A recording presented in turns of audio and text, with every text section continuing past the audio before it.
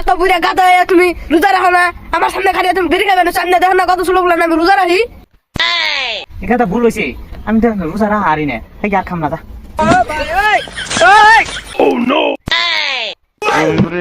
কিরে ফারুক, আজকে তুই রোজা রস নাই?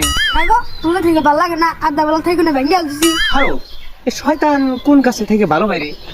চাইতে তুমি জানো না, তেঁতুল গাছে, বট গাছে, আর সবচেয়ে ভালো পাইলো গাব গাছে।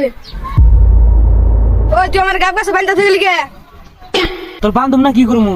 তুই রোজা রাইকে রোজা ভাঙ্গে আল দিস, আর যে রোজাদার আছে তাকে তুই ডিস্টার্ব করবি, তাই তো তোর গাব গাছে বাইন্দা থুইছি। গাব গাছে শয়তান থাকে, তোর শয়তান না তোর বাইন্দা থুইছি। ফারুক, আজকে তুই রোজা রইছ নাকি? হগ রোজা রইছি। এত ছোট বলা রোজা থাকে নাকি? নোযাই সেন্টার যাই চা খেয়ে গে। হ্যাঁ না যাই, ভালো লাগতেছে না চাকরি কেন। নোযাই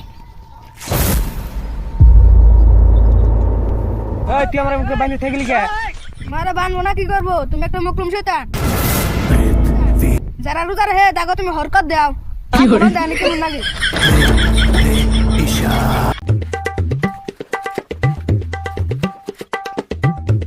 চাচা আর নাচতে রোজা রাখুন নাই?